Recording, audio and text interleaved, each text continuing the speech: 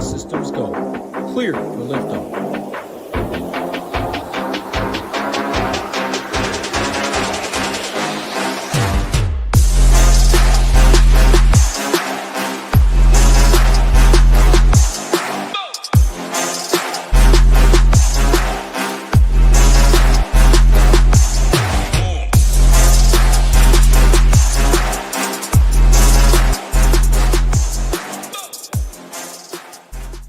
What's going on, everybody? Happy Thursday. Hope you're enjoying. Hope your golfers are doing better than my golfers. I'll say that from the get-go. Still a lot of time, though. We're talking some NBA, MLB going on, NBA going on, PGA. Hey, MMA will be going on in a couple days. NASCAR, NHL. Great time to be a member at Chippa Nation. Great time to be a sports fan. NBA right now. We have 2 more shows left. This will be Rio's last show of the year. Phenomenal job, as always, by Rio. Excited to close it out on this 5-gamer, 1 hour from start to finish for the main slate. Rio, how we doing today?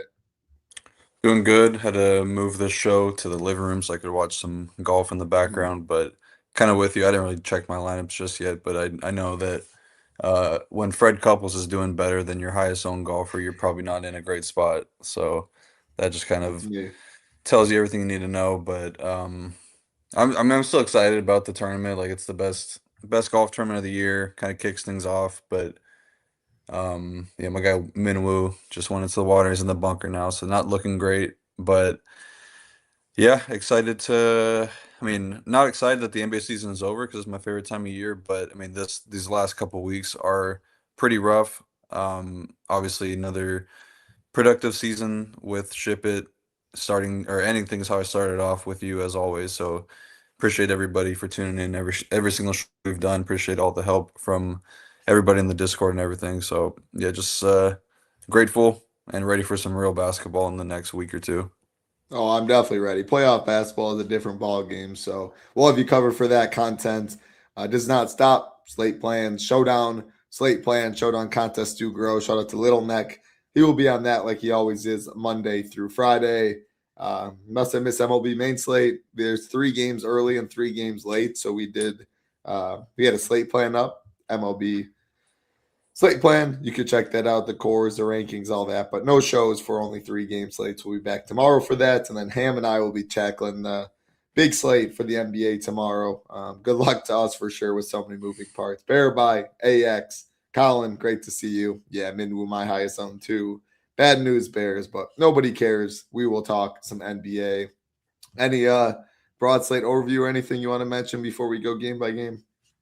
I think this slate is interesting because I think every game on this slate has meaning in one way or the other. We have 4 teams that face off against each other or I guess 2 teams in each game that are facing off that are highly incentivized to lose, and then a couple teams that are fairly incentivized to win. You could maybe Boston and Knicks, a little bit unclear there, but like Philly, Houston, Miami, Toronto, all 4 teams highly incentivized to win this game or to win their games. And we just learned before coming on, I'm not sure if you even saw it yet, but Embiid had to get a emergency surgery of appendicitis, I think they said it was. And I mean, that's terrible for the Sixers, of course, because I was looking at or he had to get an appendicectomy. That's what it is. I mean, the timeline on returning something like that is like minimum 3 weeks, but could be up to like 2 months. So it's just really bad news for the Sixers, who were looking fairly dangerous going into the playoffs. I think a team that definitely could have made some noise in the first and second round, but going to be tougher now that they won't have Embiid. Absolutely. And then I saw a quote in the Discord about like the Knicks, they want to lose this game for their best chance to avoid the Celtics, but what, Jaylen Brown sitting, it's not like the Celtics know all that. Any thoughts there before we get into this first one? Yeah, I don't know. It's tough because they are right there, number 3, and I don't believe they have any chance to get to 2. Like, yeah, the smallest of chance to get to 2, probably not going to happen. But yeah, it seems like being in the 4 seed is probably a little bit better. They're tied right now with the Cavs. I'm not sure who owns the tiebreaker there, but I think that Boston probably looks like the best team in the East right now, although the Knicks did take them down last year, so they might not care. Um, I don't know. They'll probably just end up playing it straight up. I don't think they're going to actively try to lose this game. Like, getting home court is more important than losing. So Yeah, that makes a lot of sense. What's up, Ricky? Great to see you. Appreciate everyone hanging out again. Like button, subscribe button helps us out a ton. Let's talk some hoops. The first game of the night, 7 p.m. Eastern. Chicago Bulls and the Washington Wizards. 6.5-point favorites are the Bulls. 248.5 total, the biggest on the slate. On the Bulls side, no Giddey, no Matas, no Okoro, no Nick Richards. As far as the Washington side, no Sard, no Koulibaly, no Trey Johnson, no Vucevic, and no Jaden Hardy. That is a lot of injury news, which means a lot of injury news, a really big total, two bad teams. That means a lot of cheap players and a lot of ownership going to this game. If you need value, this is the game, value slash mid tier. This is the game that you definitely will probably have some pieces with. So, I mean, yeah, take it away. Just looking at ownership, I'm sorting by far the most ownership of the slate is going to this one. Yeah, these teams played a couple days ago, I believe, when we were on the slate together, and I feel like I am probably going to be rehashing a lot of the same things I said on that day. But um, both teams pretty incentivized to lose. Wizards are last or first, however you want to say it, in the tankathon standings right now, with a 1 game lead over Indy, who plays tonight as well. So think they're probably pretty good where they're at. Like they might be able to afford a win because I think they play some pretty good opponents in their next 2 games. But yeah, Chicago's still kind of right there, neck and neck with the Bucks. They're 1 game ahead of them, and that's I've talked about a lot with those two teams in particular. Pretty big drop off going from 9 to 10. Your odds drop pretty drastically to get a top 4 overall pick. So I think that they are if one team is going to do more crazy in-game stuff, it would be the Bulls, and they definitely are a more talented team. So I think that I would be a little bit cautious there. Like I said last time out, I would be a little bit worried about like the Trey Jones and Colin Sextons. They both were pretty good for their prices, but we talked a lot about Rob Dillingham. Like I feel the same way about him. He's terrible, so he probably is more impactful when it comes to losing. So I'd be much rather playing a guy like Rob Dillingham. Definitely makes it a little bit tougher now that they don't have Isaac Okoro because they ran things. They were capable of running things a little bit deeper, but now with him out, you're going to get somebody else into the starting lineup. It's probably going to be Patrick Williams, but worth noting that Mac McClung did play 18 second half minutes last game, so he's a guy that will definitely benefit from Okoro being out. But yeah, I'm going right back to Leonard Miller. I know that he kind of failed us last time. Still too cheap. I think he's going to be a guy that plays a ton with Okoro out. I do think that you can get into some rules here because I don't want to get too overboard with the Bulls stuff, but it would be a max 1 of Yabu and Ulbrich. I think it'd be a max 2 of Leonard Miller, Patrick Williams, and I probably would throw McClung into that grouping, and then I would say a max 2 of Trey Jones, Dillingham, McClung, Yuki Kawamura, and Sexton, because that would really kind of narrow down how much of these Bulls you're getting and the types of construction you're getting with them. I think you do have to be pretty mindful of that here. But yeah, Dillingham, my favorite option on the Bulls tonight, and then probably Leonard Miller. Do think Patrick Williams is pretty solid as well. He had like his best game of his career, which is bad to say because he was a lottery pick, but yeah, he did perform pretty well last game. It's been The crazy Wizard how side, bad he was. I mean, a yeah, defensive guy, but like, man, he's been so disappointing. Was it Florida State? I feel like you and Matt are probably better at knowing where the Florida guys went to State. college. Yeah, Florida State. I want to go back and look at that draft because I know that there was some good players that got drafted behind him. I'll look at it Um, when you're talking all right, about the cool. other side.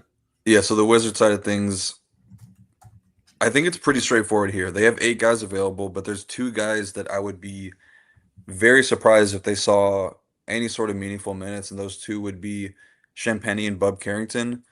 2 guys that I think have more long-term value for this team, and just like if they're going to try to lose this game, I feel like you don't play those 2 guys in particular. I wouldn't be surprised if Bub is like a start and then not playing, like maybe plays 1 rotation in each half, and then Champagny, I'd probably be capping him at like 20 minutes. So that leaves us with 6 guys that are going to be playing a bulk of the minutes tonight. That would be Jameer Watkins, Leaky Black, Anthony Gill, Julian Reese, Will Riley, and Sharif Cooper. Of those 6 guys that I'm looking to, like one is a clear standout amongst the rest, and that's Julian Reese. The last time that they were in this similar situation, he played 44 minutes. Still a great matchup. I think he's got tournament winning ceiling at the center position. Totally fine with him here. Then I would probably be looking at Sharif Cooper and Jameer Watkins because those are 2 guys I could see their minutes really getting ramped up here in a big way. Leaky Black is just not a good permanent producer, so he's easy to get away from. And then Will Riley is expensive, so that's kind of easier to get away from as well. Anthony Gill a little bit tougher because I think he has power forward center eligibility. Um, yeah, he does. So that's a little bit tougher to get away from. But yeah, pretty in on Julian Reese, very in. Or I would say very in on Julian Reese, and then Watkins, Gill, and Cooper are the next three guys that I'm looking to. Really think all those guys are pretty strong plays, but I'd be looking to get away from Bub Carrington, Leaky Black, and Champagne in particular. And then I think that if Will Riley, the ownership is going to be way up there, you can make the case to get away from him because he's probably not a 6.5K player, but he has shown ceiling before. So I'm a little bit more worried about fading a guy like Will Riley. Yeah, and I personally don't think his ownership's going to be crazy. Sabersim has 16%, even if it's like mid 20s or something like that. I don't think it gets out of hand. As far as that draft, it actually was pretty weak. It went Ant, James Wiseman, bust, LaMelo, but then Patrick Williams, Okoro next, bust. Okongwu, he's good. Killian Hayes, pretty much a bust. Obi Toppin, pretty much a bust. Denny was a phenomenal pick at 9. Jalen Smith, when he gets minutes. Devin Vassell, Tyrese, good. Kier Lewis, Neesmith, Cole Anthony, Isaiah Stewart, Josh Green, Poku, dude. Oh Poku, God, man, yeah, it's been yeah, it wasn't the best draft, that's for sure. yeah. Getting I Ant or definitely getting had it wrong. LaMelo was nice. Yeah, that was a pretty weak draft. Is there how many's too many? Rio talked about the groups with the Bulls, so I would go rewind, which will then probably get you to 3 max with all those rules. But what about like with Washington? I feel like you could probably get to three of those guys as well.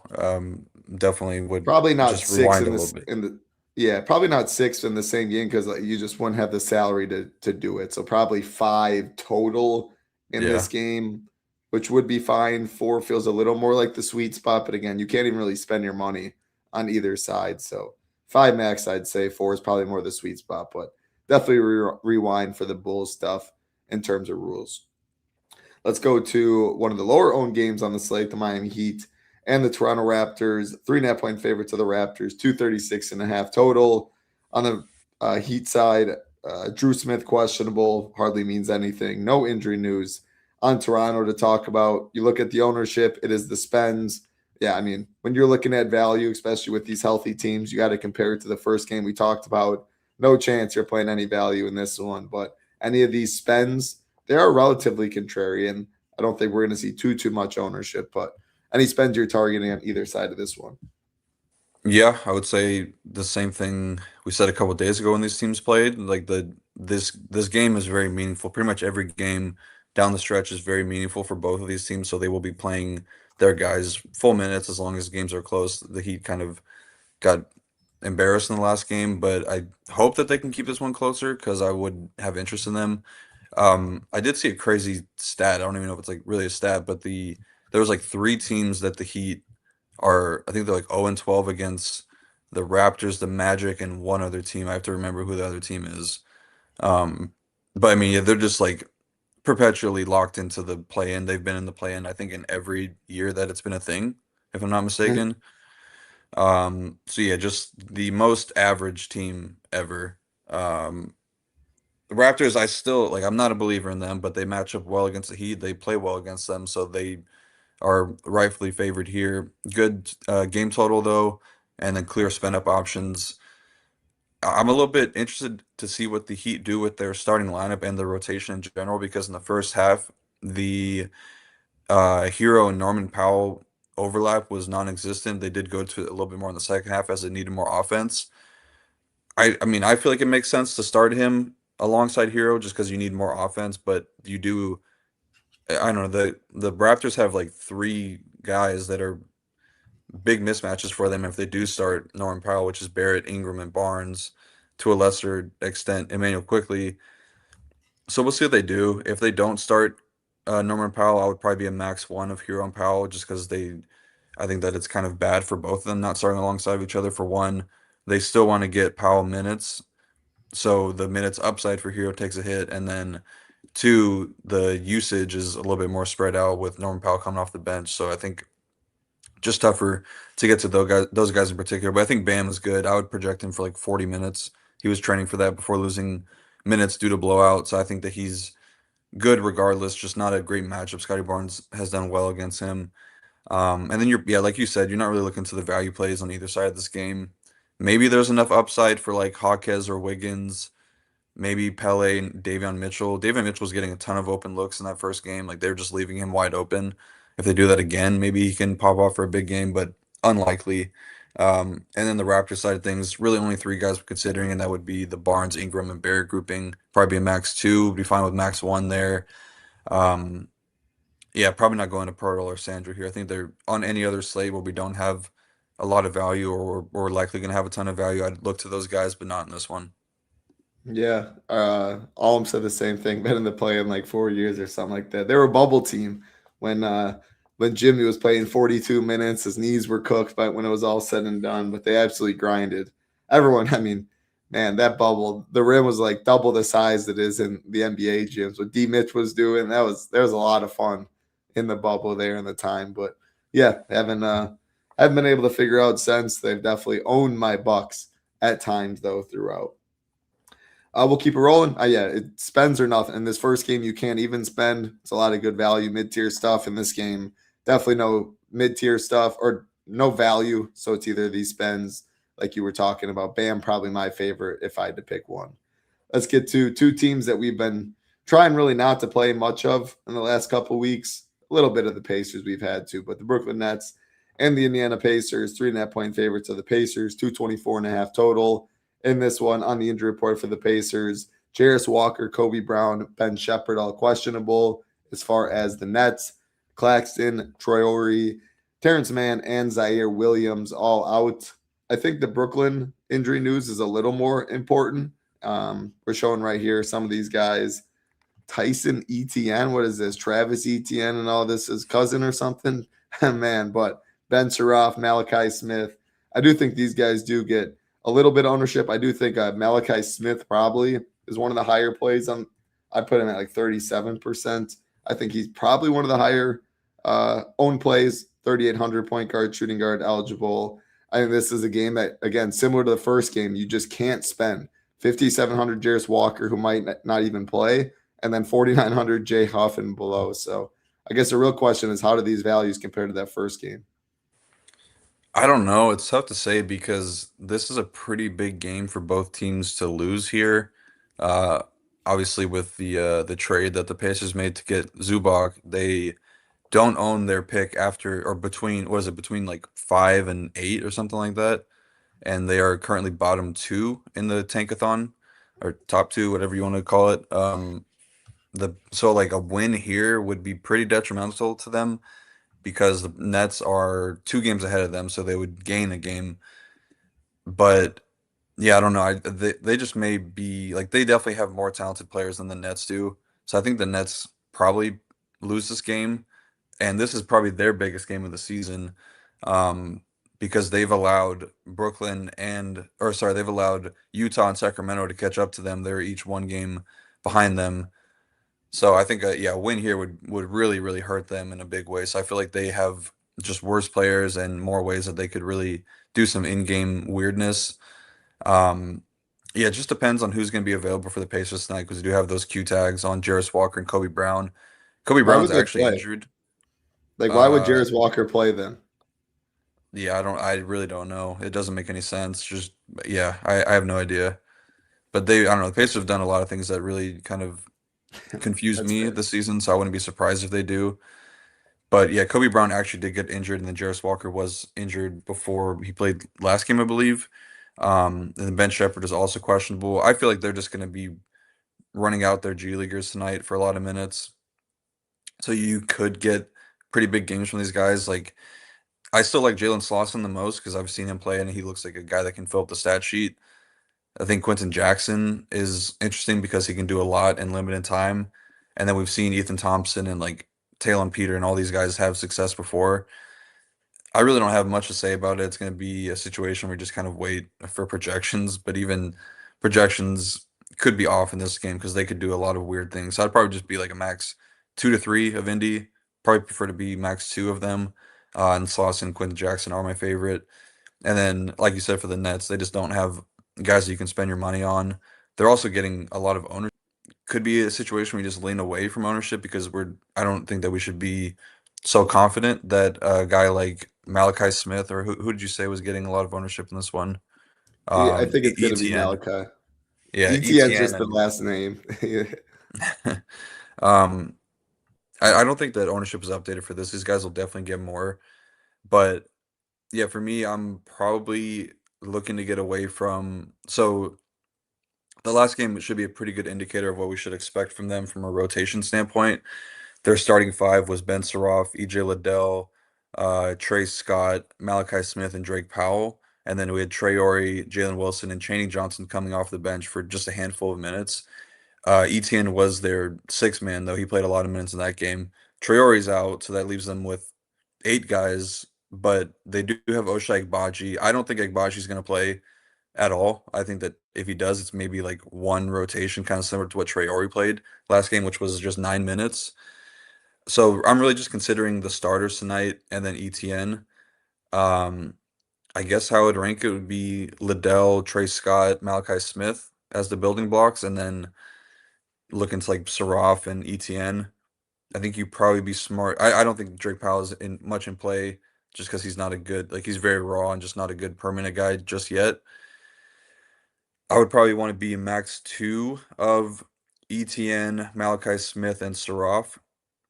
I would be a max two also of Liddell, Trey Scott, and Chaney Johnson if you're considering Chaney Johnson. I think that would kind of cover it all. That way you could get three of these guys, but I'm not really considering Jalen Wilson or Ochai Agbaji at all tonight, and probably not on Powell either.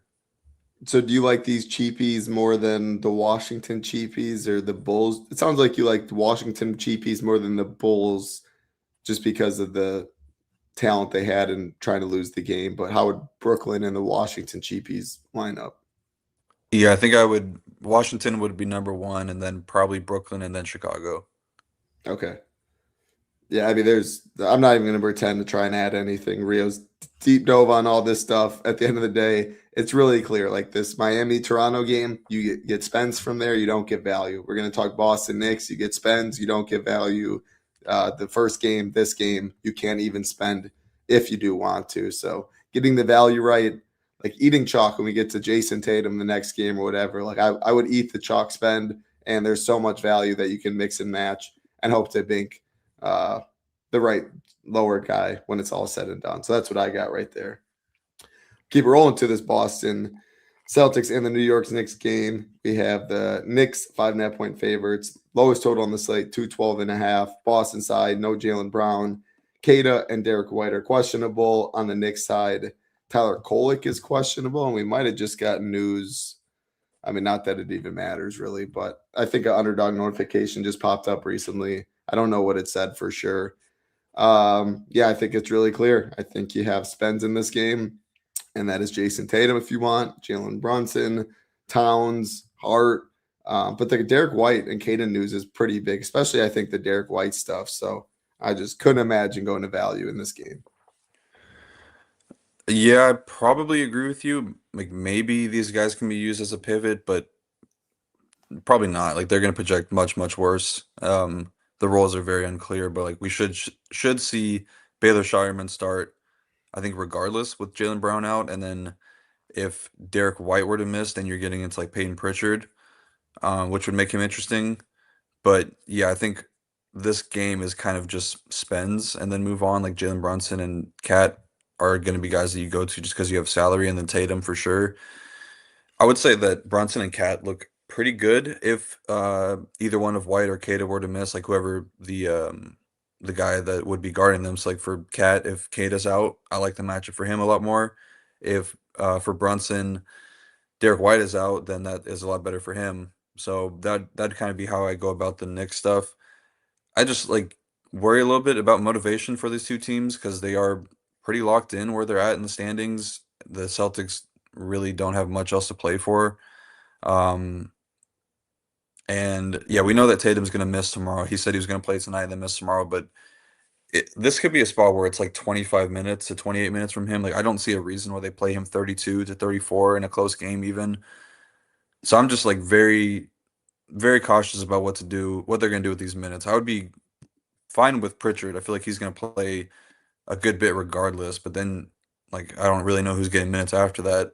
Um, I also don't think that Vooch would be interesting if Cater were to miss, but I think he'd be interesting because I would expect him to come off the bench. I was just kind of like thinking through this, how they would prefer to match up in the second unit because the Knicks are going to play Mitchell Robinson a good bit here. They are trying to overlap him and Cat more, but Luka Garza would just be a terrible matchup for Mitchell Robinson. I feel like they'd want to keep Vooch in the second unit to pair up with Mitch Rob because he's also been killed by Cat in the past. I just think that they'd probably want to stagger him away.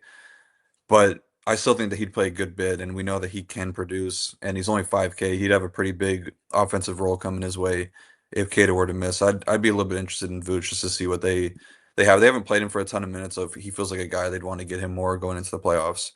And I also think that the Knicks, like they could deepen up their rotation a bit. This is as healthy as they've been the entire season. Like you have Mitch Rob healthy, Miles McBride is healthy, Kolek is out, but he hasn't really been playing much. Like Shamit, Alvarado, Clarkson, all these guys are available, so they'll be probably running a 10-man rotation. So I don't think the minutes are going to be too crazy for them.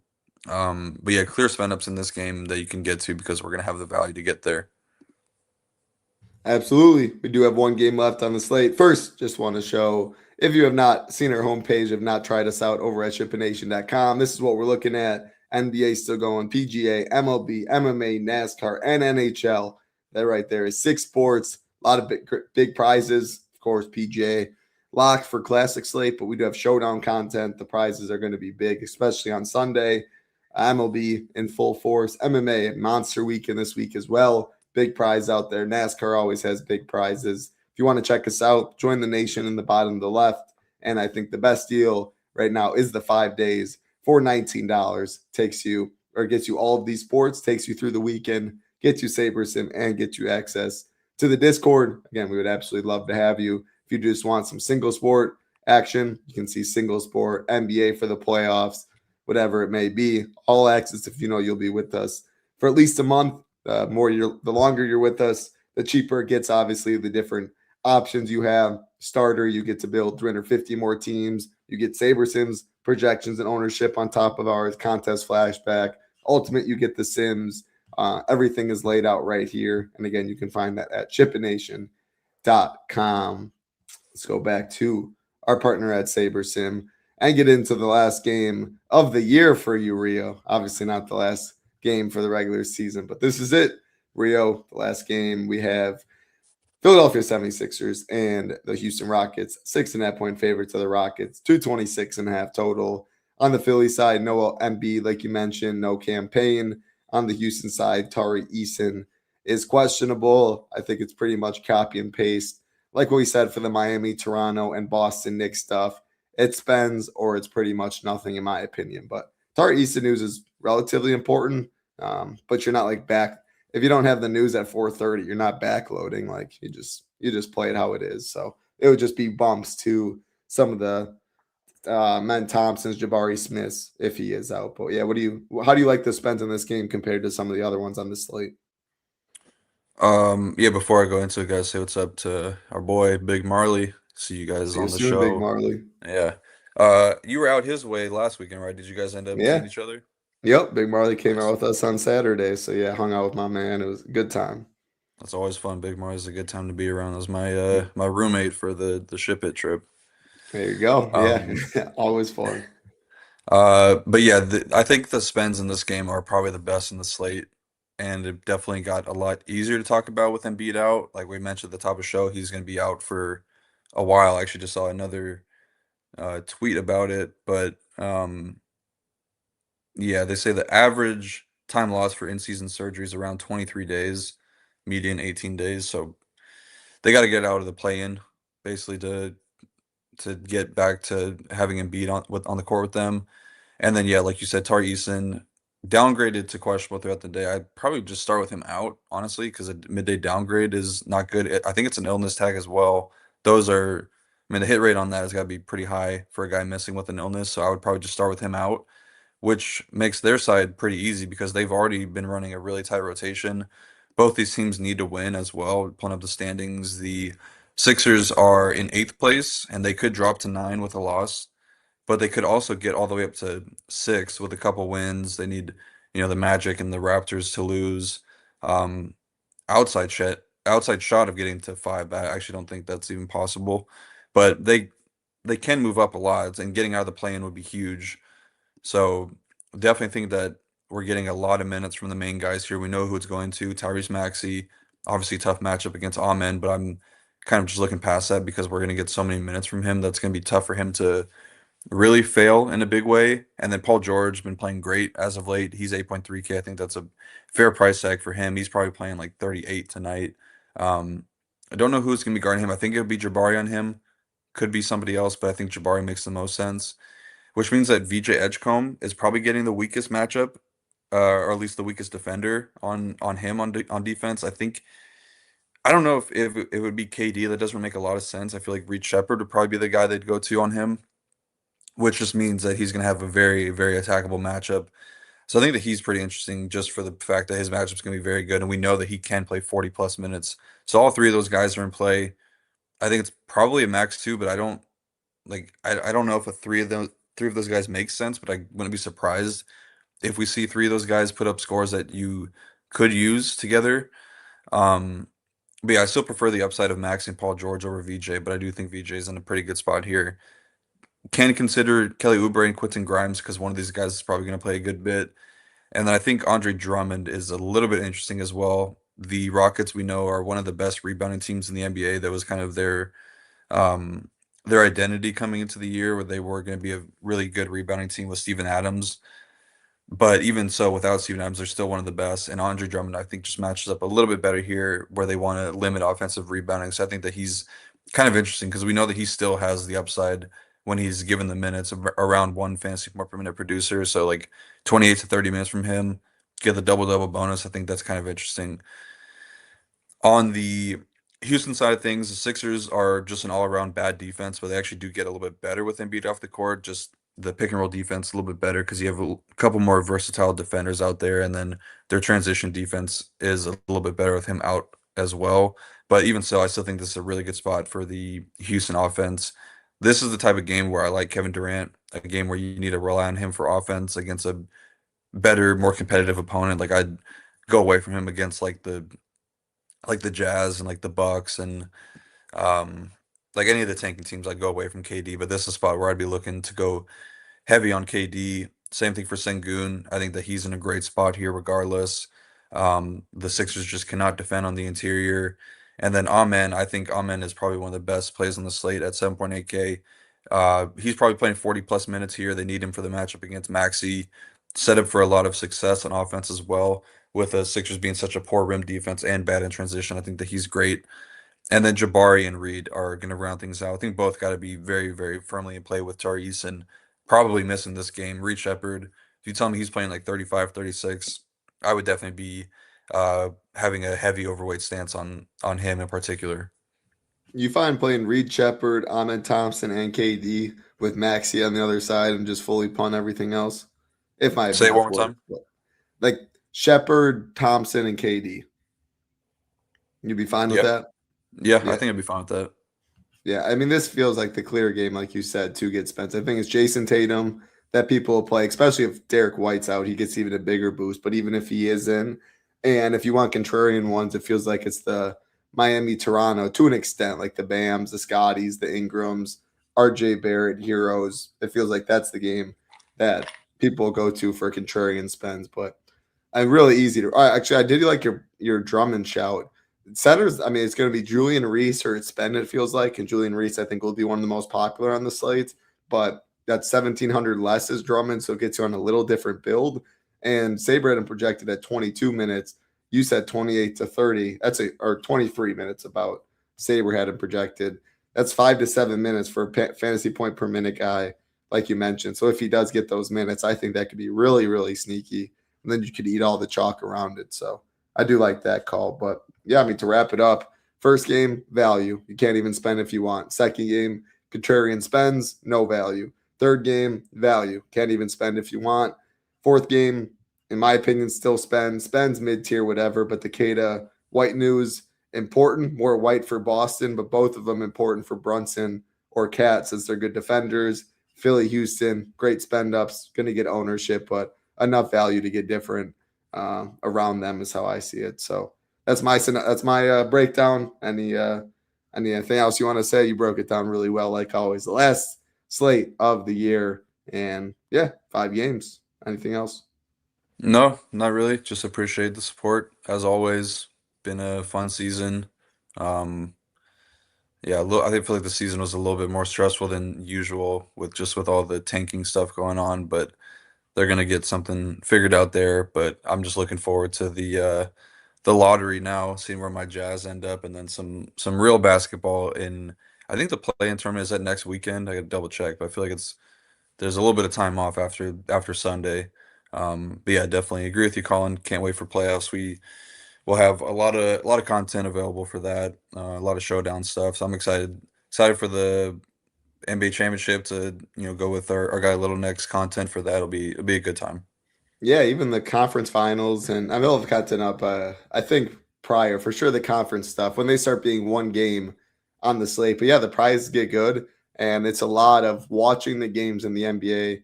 Like regular season, a lot of it's projection based. Later in the year, like now, watching the games, knowing the rotations, all that, very helpful. But playoffs, again, one game can coach can have a completely different game plan. The Steven Adams, the double big lineup like Houston, and if you're not on that, you'll be left behind, hoping to min cash and probably still not even doing that. So, yeah, we'll still have all the written content up for the playoffs. Rio, phenomenal job. Always good talking hoops with you. Ham and I will be back tomorrow trying to do half as good of a job as our man Rio. But get over to shippingnation.com so you can get access to the Discord. Ask Rio questions if you need, but get his core, get Matt's core, get Cash core, get the Stone, get the Slate plan, DVP rankings, everything you do need. 5 days, $419. Get you to try a lot of other sports as well with solid prizes. I will be talking some fights with my man Big Marley in 20 minutes. So join us on this YouTube chat if you're interested in some fights. A great card this weekend for sure. Like button also helps us out a ton. Subscribe button. I hope everybody has a great night. Good luck in the streets for my man Rio. I'm Title. Be safe. Good luck. Peace.